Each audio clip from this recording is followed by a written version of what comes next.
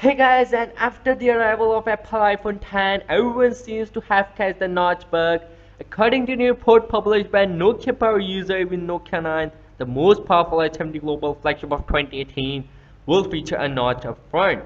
This obviously hints at the presence of a display with a higher screen to body ratio and very narrow bezels. Indeed, the notch is used by smartphone manufacturers to minimize the bezels on the upper portion of the display.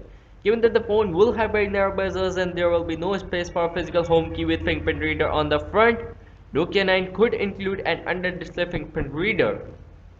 According to the report, users will just need to touch the display to unlock the phone thanks to a new chip unveiled by Snaptakes. We have already seen such a fingerprint reader on the Vivo X20 Plus UD and it will be also present on its successor Vivo X21. According to Nokia per user, Nokia 9 will be a totally different device from the Nokia X released at MWC 2018.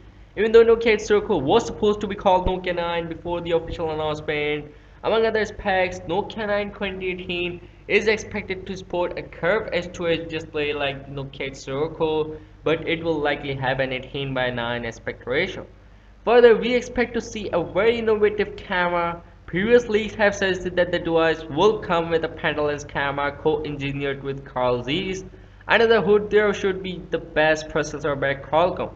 We are referring to the octa-core Snapdragon 845 processor which can run at the max frequency of 2.9 GHz and includes a dedicated module for artificial intelligence. We still have no info about the launch date of the handset, neither about its availability and its launch price. Now your turn. Let me know what you guys think about it in the comments down below. And make sure to subscribe to this channel for the upcoming daily tech videos.